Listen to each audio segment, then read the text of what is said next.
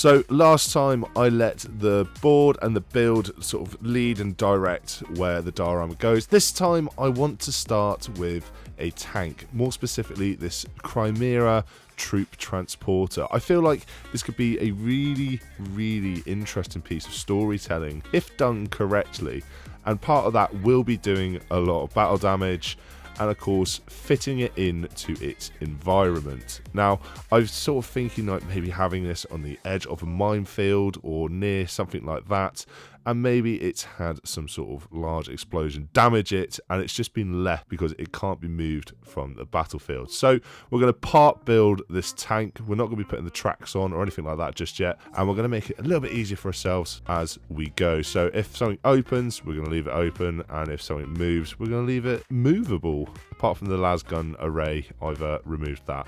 Done the same thing with, again from my last video, just doing this MDF and XPS foam board, and that's going to be the setting for our diorama. Now the next thing we need to do is we need to dress the stage. So I've got lots of like bits that have been printed out or that I've got left over from other builds. So I've got this bit of wall texture, I've got some tank traps, tiger teeth, dragon's teeth, whatever you want to call them, bits of vehicle, bits of people, bits of Cadians, loads of different sort of things. If I can find all the STL files, I'll put them in the description below. I always try and do that for if you guys ever want to print any of these things off that you see that I have printed in my builds. So in this point here, we're just dressing the stage, seeing what looks interesting, how much can I get on here without making it look too busy of a diorama, because if you make something look too busy, it sort of distracts and pulls away from the main sort of storytelling of the build. So we're just choosing what looks good at this point. You can change this later on. Nothing's ever set in stone until you glue it down, and even then you might be able to change it later.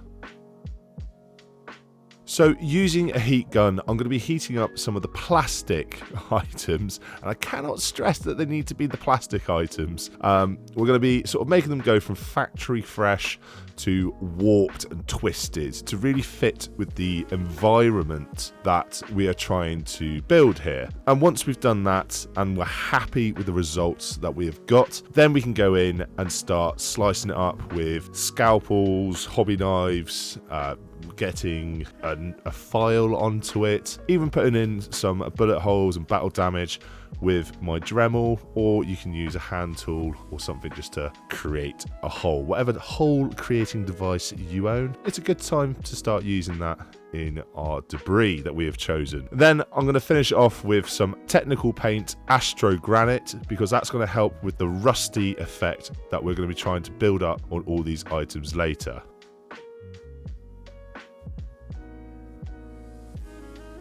So for me, the most important part of a diorama is the base itself. It is what you are presenting your models upon. It is what really fixes everything into the environment. So what we're going to be doing now is just into that XPS foam, we're going to be pockmarking and working in some undulations to terraform this piece of terrain, which effectively is what it is right now. Let's not try and overcomplicate it. Until the models go on, you're building some terrain. So this is an item that I'm actually really quite excited to share with you, and that I really want to draw your attention on because I haven't seen it being used within the Warhammer community. And what it is plywood veneer. And the usual use for this is restoration and refurbishment of kitchen countertops or furniture. But what we are going to be using it for is creating the border around the side of our diorama, because it will hide that gap between the base of the MDF and the XPS foam on top. It comes with an adhesive already on the back. All you need to do is use a heat gun to warm it up once you've measured it to size. And then once it's been heated up, you just press it into place, hold for a couple of seconds, and then it's not going anywhere at all. It will stay nice and solid on that. It's also very easy to afterwards use your hobby knife or a scalpel or whatever you're using to then just trim the top going along with the grain of the wood. And of course, after we've done that, just give it a nice little sand to get it all at the right level, and we've got ourselves a really nice border that when painted up black at the end of this build will look just as good as any base on any miniature when it's done. So before I trim down any more of this border, I'm going to need to sort of work a bit more on the terraforming of this border, of this base, and really work with, word of the day, the undulation that we've got going on here, to try and make it all look a lot more natural and less sort of a flat bit of XPS foam which has been dug down into. Now we can build on top of it, and I'm going to achieve that with sculptor mold. Now this stuff is from Geek Gaming Scenics. You can go and get some of that yourself. Again, links down in the description. This is not sponsored, or any other sculptor mold, whether it's homemade or bought from Amazon or a hobby shop. It doesn't really matter too much. I just prefer this stuff because of its fast drying time and how rock hard it really does go. Now, all roads may lead to Rome, but this one certainly won't. That'll make sense later.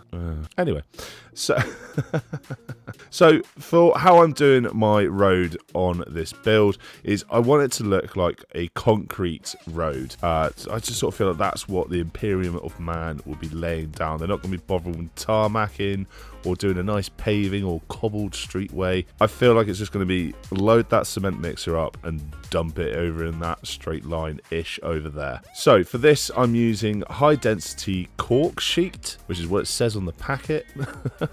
And this is 3mm thick. Once I've cut this out and got it to shape and size and in place roughly where I want it to be, I'm going to then cover it in wood filler, and that you can get in, I suppose, like Home Depot, B&Q, Home Base, yeah, any sort of DIY shop, or like if you like me, Amazon.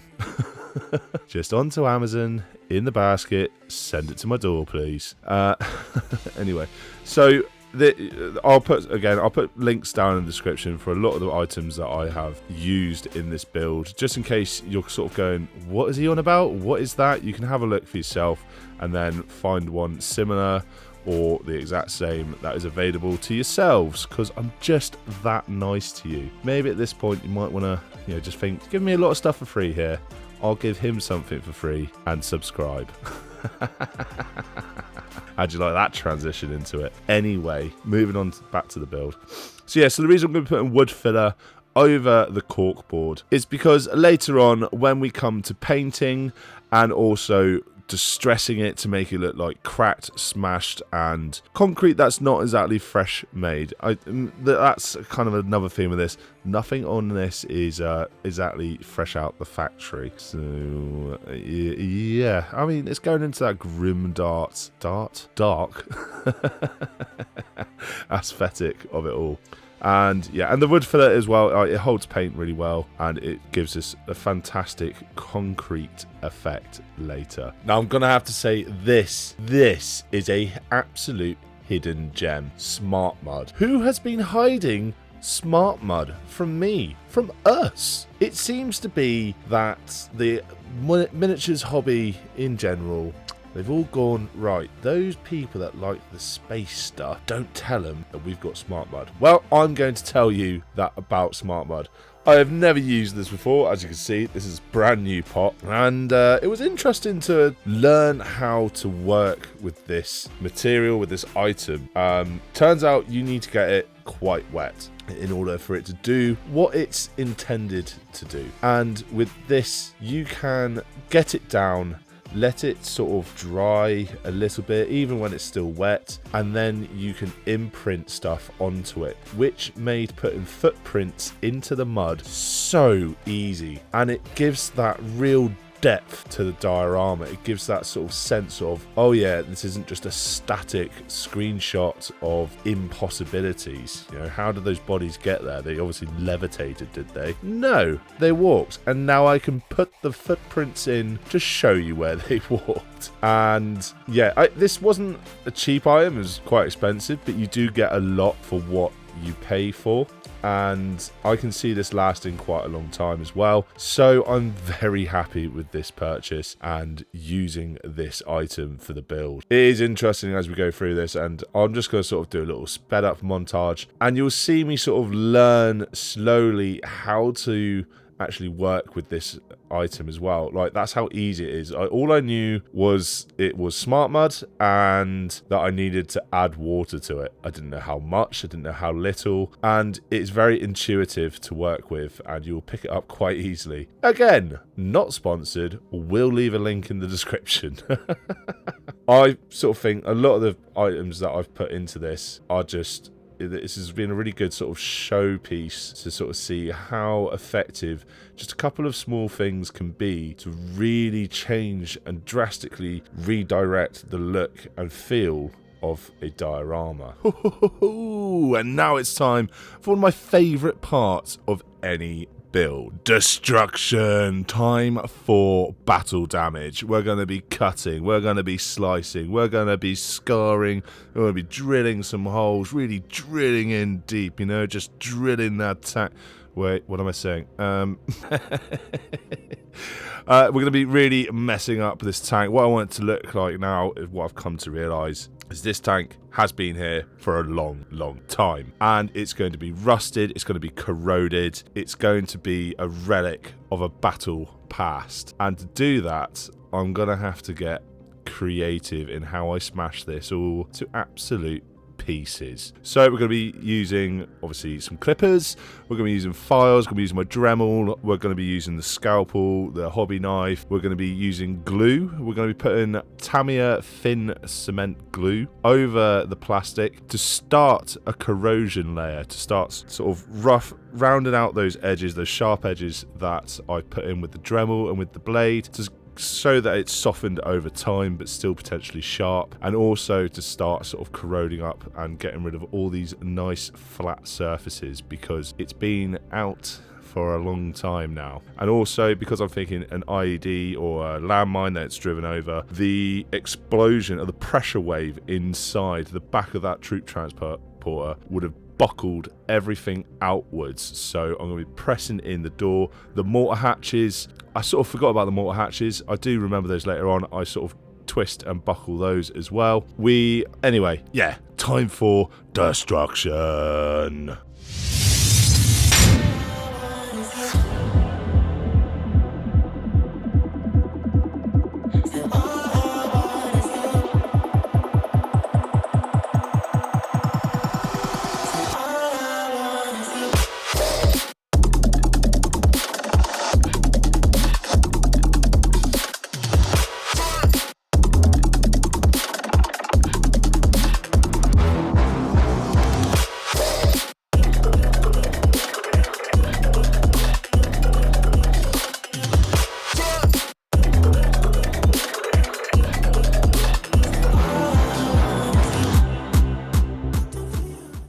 So now that our build is primed, painted and ready for action, it's time to once again go cooking with rig and make Warhammer soup. So we're going to be starting with an absolute cacophony of different browns and ochre colours.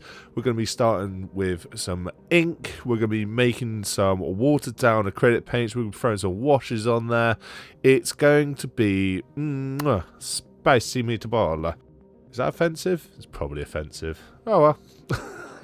It'll be fine. And then we're going to wash it in and mix it up and get it all over this entire board that we have built. It's going to be messy and it's going to be fun.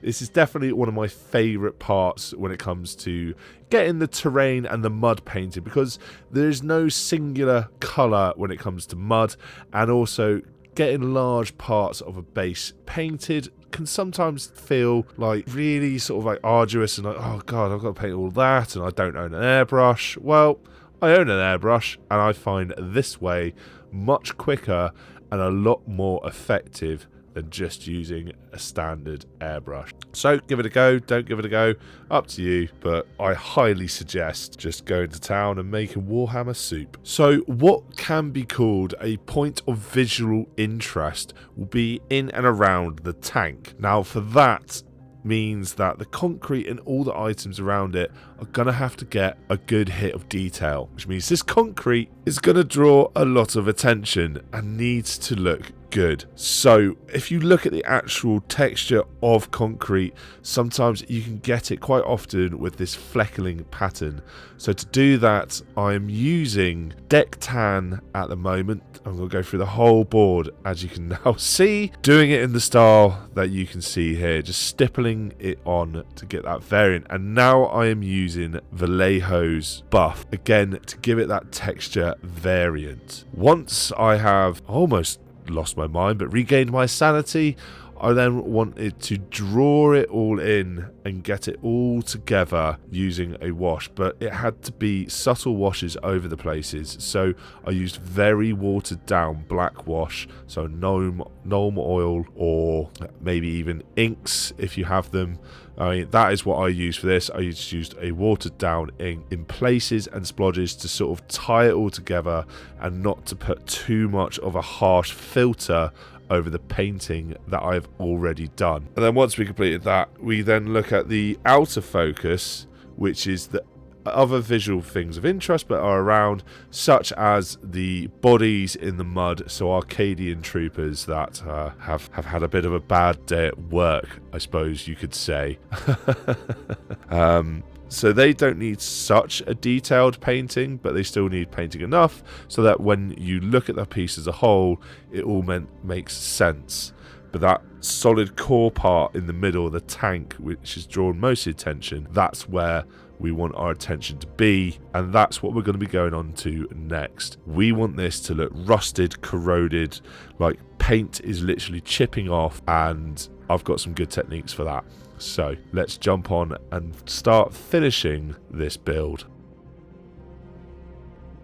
So our tank's been sat idle for a little while now, as is the state it's going to be in, so I think it's time to get it painted up and looking very nice, rusty and corroded. So for this I'm going to be using the AK Interactive Rust Painting Kit, and halfway through my layers I'm going to stop before we start going to sort of like the bright reds and then oranges, and put on a layer of AK Interactive Corrosion. Because, again, as I said, we want this to look old, really old and ruined. And by using this corrosion texture, it's going to give a very similar effect to what I was trying to achieve with the Astro Granite, the technical paint from earlier. But this, yeah, it's basically the same thing, just it's in brown. So, yeah, shouldn't have bought it, didn't need to. Could have just used what I had. But, you know, you go on night shift and then you get bored and then you fill your Amazon basket up and, oh, what's this the next day? Oh, no, I've spent more bloody money. So once we've finished painting this all up in our rust colours, I'm then going to hit it with a load of pigment powders, and what I want with those is that just to sort of nullify everything down a little bit before I then put on a wash from a nice rust wash which I've been using for ages from Vallejo, and then we're going to do something a bit interesting to give that chipped paint effect. And no, we are not going to be using chipping medium, because every time I use it, it never goes well, and I think it sucks. And that magical item is liquid latex. This has been sat since I did my Baneblade video over a year ago, and got a bit funky in that meantime. So I'm still hoping this is actually going to work. At the time, obviously, you know, I'm talking to you now, I'm in the future. I know what the outcome was. So, yeah. What I'm going to do is I'm going to put this in to different areas all over the vehicle. Once it has dried, I will then be painting up my tank as you would any other tank from 40k, in the standard sort of mix mash colours of the Cadian green and tan, sort of sandy dust colour. So once I've done that, I'm going to be hitting it all with some streaking grime, which is track wash from AK.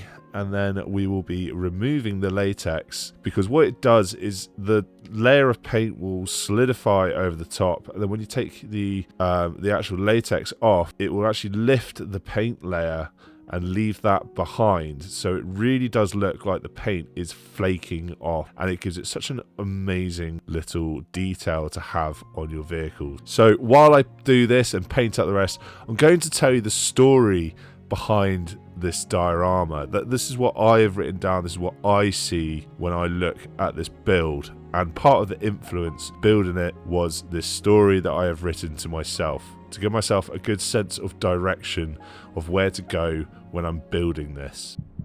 In the grim darkness of the far future, where the galaxy is engulfed in an unending war, Cadian trooper Corporal Lucia found herself on a desolate battlefield. The eerie silence was only interrupted by the occasional rumble of artillery and the moaning of winds that swept across the barren wasteland. Lucia, a battle-hardened soldier of Cadia, moved cautiously through the war-torn terrain. Her mission was simple: to recce the outskirts of a notorious minefield that had claimed the lives of many of her comrades. As she advanced, navigating the treacherous landscape with practiced ease, her keen eyes caught a glimpse of something unusual amidst the desolation. Half buried in the mud and twisted metal, a tank lay forgotten, its hull corroded and rusted over from the years of exposure to the harsh elements. The tank bore the unmistakable markings of Cadia, a relic of a bygone conflict. Its once proud form stood as a solemn testament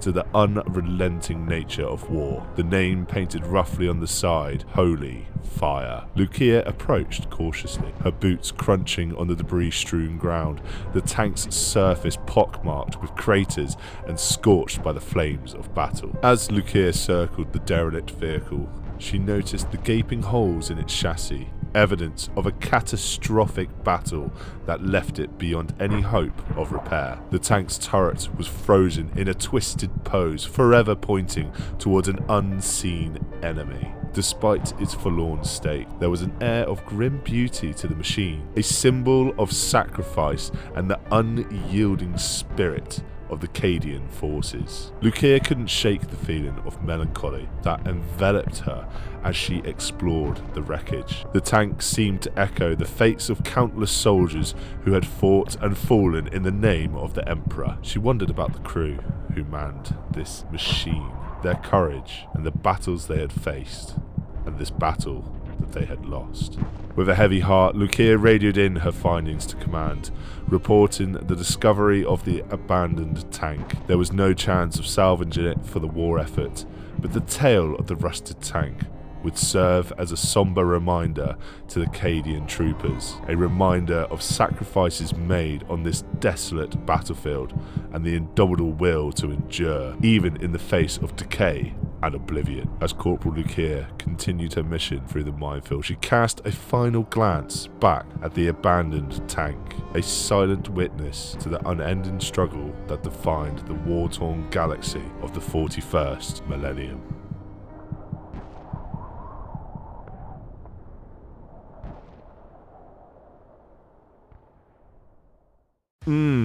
That is a rusty looking tank, and I absolutely love the results that I've had with this, and I'm actually quite glad that I've been able to sort of walk you and talk you through pretty much what I've done to be able to get this effect as well. So if you want to recreate something like this, you have the power now. It is possible. You just got to put up listening to me every now and then.